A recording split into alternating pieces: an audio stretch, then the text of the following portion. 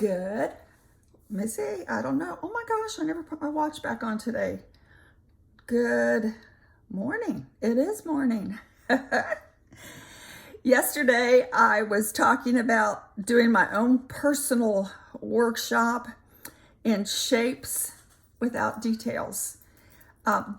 Just trying to work on the topic of finding my shapes of things, not necessarily every little petal. I did do a live video on my Facebook group yesterday, and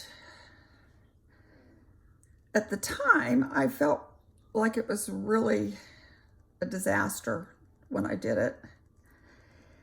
But then when I went back to it later and finished it up, I actually turned out to be quite pleased with the results. And just interesting, because I thought the initial video I really didn't care for when I was doing it, but then look at how it ended up, and that I did like. A little different, doesn't look at all like my reference photo, but I like the way it ended up. So this, I guess you could say, is day 2, take 2. Last night I did this in a different fashion, started it, and I'm going to finish it today, hopefully successfully. You know, you just never know. I'm going to come at it with a different approach than I did yesterday. But last night I went in and I noticed in my reference photo there's like a swath of green, swath of purple, it's kind of like there was some up this direction and then more this direction. So I tried to kind of come in with that. I did go ahead and drop in my yellows. And then now today, this is dry. This, for those of you that are interested, this is my Etchr, the perfect sketchbook. And I do love Etchr. It's Fabriano paper, 100% cotton. And so it's gonna have a little different feel. What I did yesterday was on this 140-pound B paper. That's the name of the brand. Used to be, they've changed it. So this has more texture than this one did. So of course my results are gonna be different. Now today, I'm still talking about getting the shapes, not details, to tell the story. I'm gonna go back about it differently this morning. Yesterday I went straight in with my paint. I am using Daniel Smith. It's a palette I put together for myself. The first row, when I purchased this, were the suggested favorite paints of Steve Mitchell. Then I added to it a second row of my own choices and put them on Scotch brand double-sided tape to keep them from falling out. And then I added another third row of some of my personal favorites that I find I use. Kind of hard to tell with the swatch card now because it's rather splattered. But that's what I'm going to go in with today. But here's what I'm going to do. I'm going to try a little different approach. I have a spray bottle here. This is just one that I got at a grocery store. And I'm going to come back a little bit and try to give some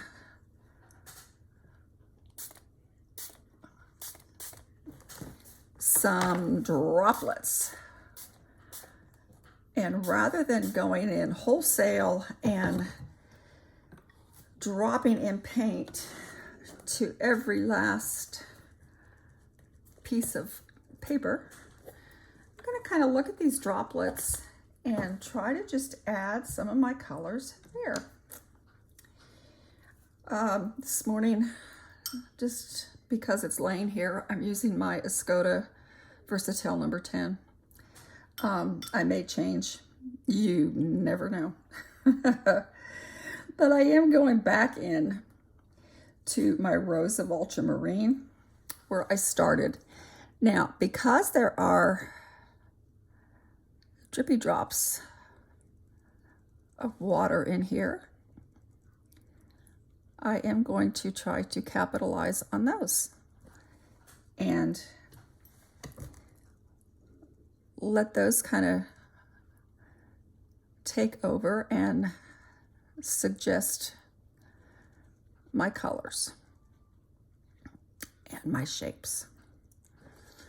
So this is some more purple there.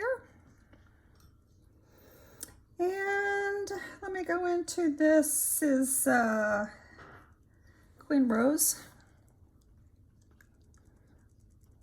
Put some in here. Like I say, it's almost like there was a swath of color coming this direction. If you're just looking at color by itself and not details. And that's what I'm trying to suggest here. Don't need every detail. I don't need every petal. I know I'm kind of dib-dabbing here.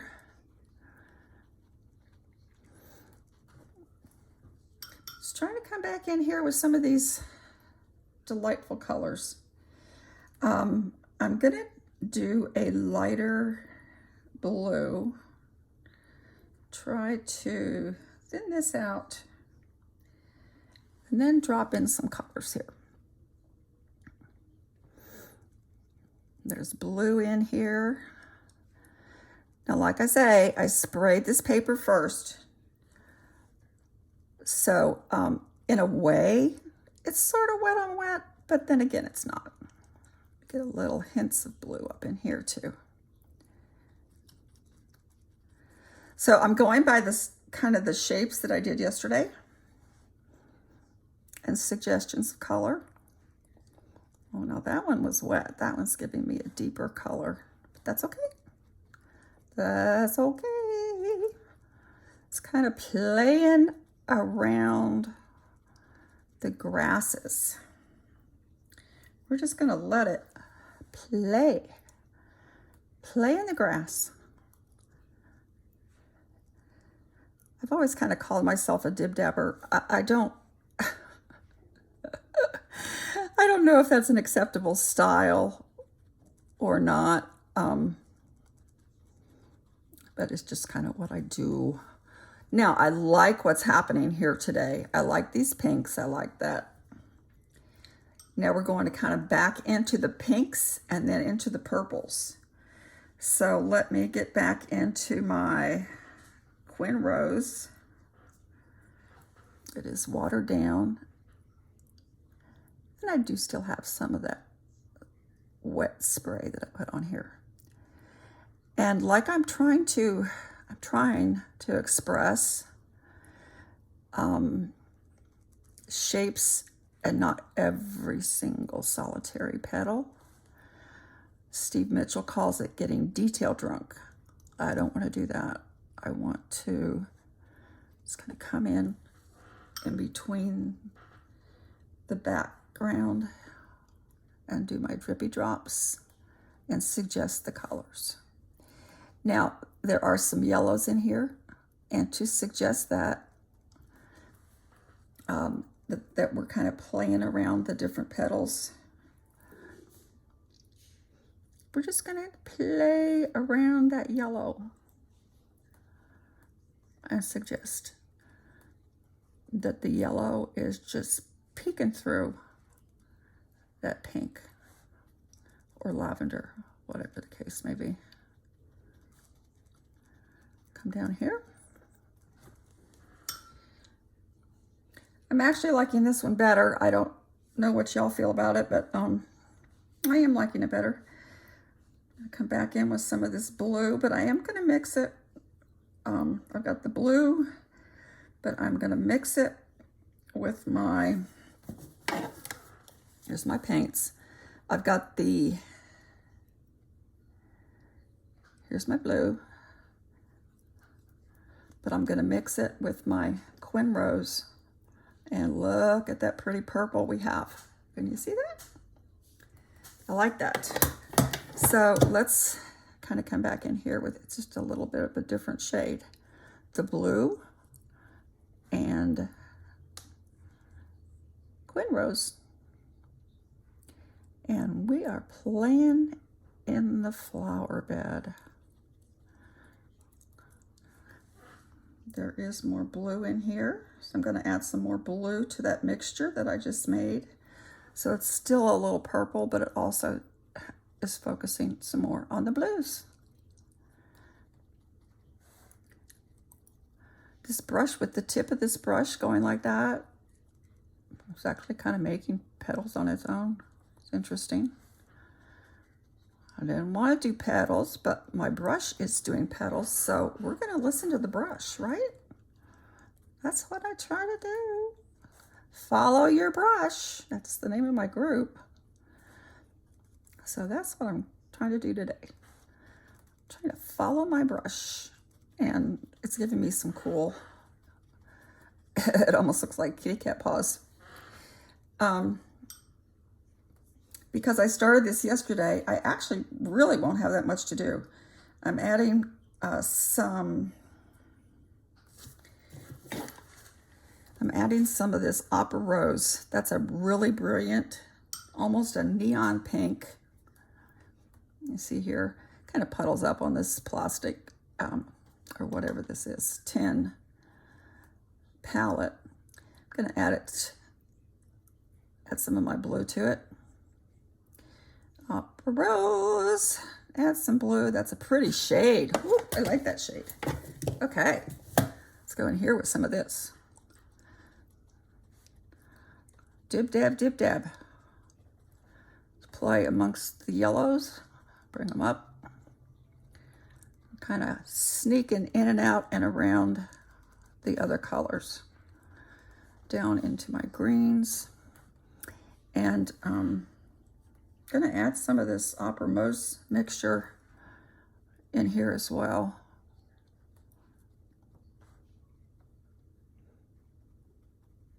It's a kind of a cool color, isn't it? I like that. So I'm dib-dabbing my way into the second part of my scene. Day 2 of my own personal workshop. Oh, I have spent so much time and actually money following other mentors, and so tremendously helpful, so helpful to lead me in directions that I needed to learn and grow. But I'm also at the point where I feel like I need to just kind of experiment on my own for a while with what I already have, the knowledge that I already have. Now, I know not everybody likes to do little drippy drops. And you might say by doing that, I am doing the detail, but I'm not really. I'm just hinting at these flowers and where they are. And with transparent colors, such as they are, it will come through the other colors that I did last night. When I first introduced this, tried to do this yesterday, they're going to show through. And so that's another thing that I like about this. Now, on my original, there is a really pretty bit of an orange plant or stem that comes right up here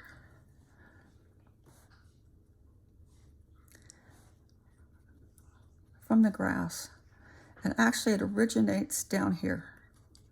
So I'm going to add some of that, and there is a little bit over here. This is actually the Pyrrole Red, and I'm putting it over my yellow. Put some in here as well, because there are just little hints over here too of this orange, this little flower that had hints of red and yellow. Let me add some more of that Try to get some of these hints in here. Like I say, this is day 2. I did this yesterday. If you are a member of my group, Follow Your Brush, then you saw my live video yesterday that I did doing one. I really wasn't that crazy about it, but then when it dried and I came back to it again, it actually looked pretty good. And again, I don't want to overwork this baby. This is my baby, one of my babies. And we will let it dry, of course. And you're seeing, you can kind of see where the little water droplets are, or were, that I splattered on here. I'm gonna soften this a little bit. Gonna let that work on drying. And it's dry a little bit, and I am gonna come back in here and do it last. That's what I did yesterday with some of my opaque paints. The others are transparent. This is a Wisteria from Daniel Smith, and it's quite opaque actually, which means that it's going to kind of take over. You won't see the colors underneath so much because it's opaque, as the name suggests. But I'm just going to come in here and drop it in just a few little places, because we do kind of have that wisteria looking color that is so pretty. And I just want to drop that in a little bit. This is still kind of wet.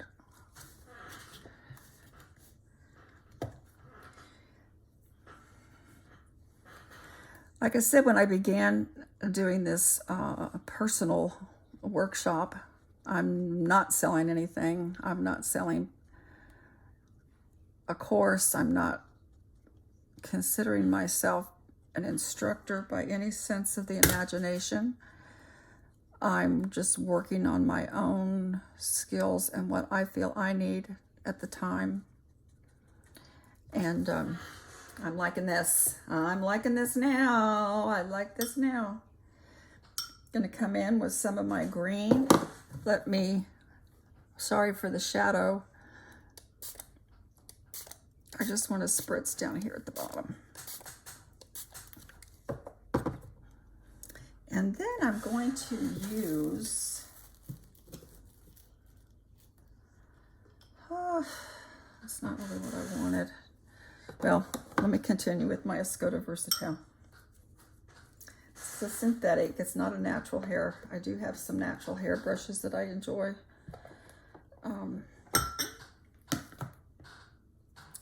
Actually, I really do want a smaller tip, so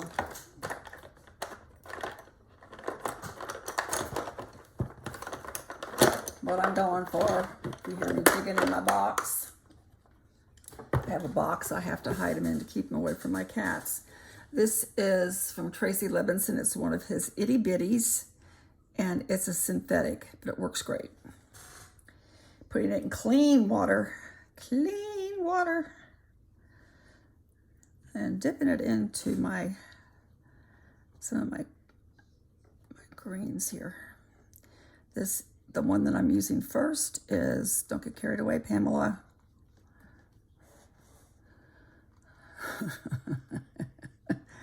Yes, I talk to myself. Do y'all talk to yourselves when you paint? I know I do. I'm coming in with some green Apatite Genuine in the bottom here to indicate some of our stems. And the idea of doing shapes and not details actually lends itself to coming in with suggestions. A little bit of water there. You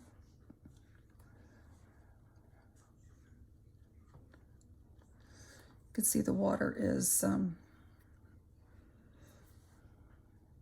giving us some nice marks. I'm also going to do some other color of green here in just a second. We do have some stems that come up, particularly for this one right here. That might still be too wet. Do a hint. Let's do a hint of a stem up into this area. Because that one did come from all the way from down at the bottom. Still the green apatite genuine, and we're suggesting stems. Maybe too many stems, but I can always go back and do something about that. So this is day 2 of my work on yourself. Work on my own skills. Things that when I first started, you know, I was just so clueless when it came to painting. Now I'm kind of at the point where there are things that I have learned and know, and now I'm asking myself, okay, what are you going to do about it? What are you going to do about that? How are you going to develop that skill? You've been shown what to do. Now let's see how you're going to interpret it. This is an olive green, so it's a lighter green. Just hint, hint, hint. I always say I'm foliage challenged because I'm trying to do too much here, actually. Foliage challenged. Let me bring some of this lighter green up in here because I do like it.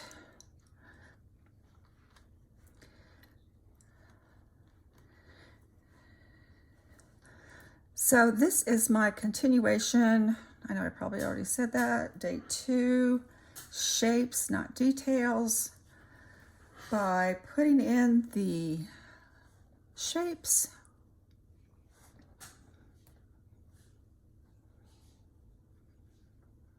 the mind's eye will connect and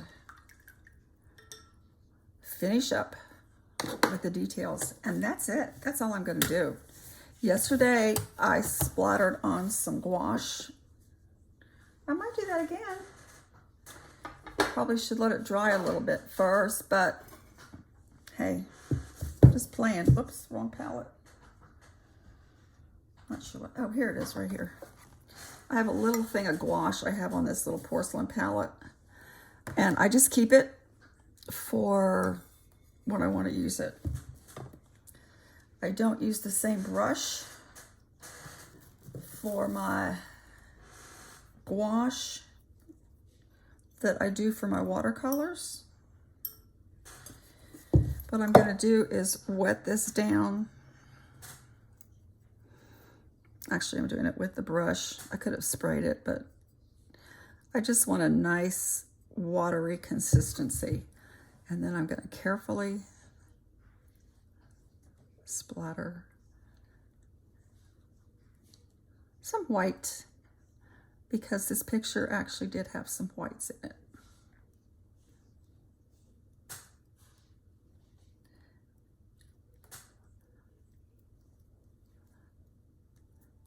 I did that on the one I did yesterday, and it actually looked really nice. Put some of this, put some in the grass too. The reason I'm saying I don't use my regular watercolor brush for this is because the opaqueness will come back into my transparent paint. And then my transparent paint won't be as transparent anymore. It'll have more of that opaque quality. So I'm just gonna drip here with this and splatter a little bit. And then I need to walk away and let it dry. Thanks for joining me. This is Pam. If you want to join my Facebook group, it's called Follow Your Brush. It's a private group, but you can request to join on Follow Your Brush, and I can approve it. And I thank you for joining me in my day 2.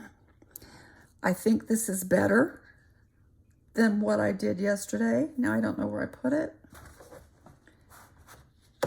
but I like this better than yesterday. I'm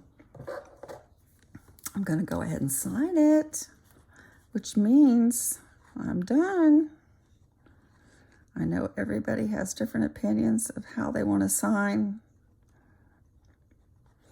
I put the month and the year just because that helps me to remember, and also it helps me to look back on my own personal growth and see what I've done and what I haven't done.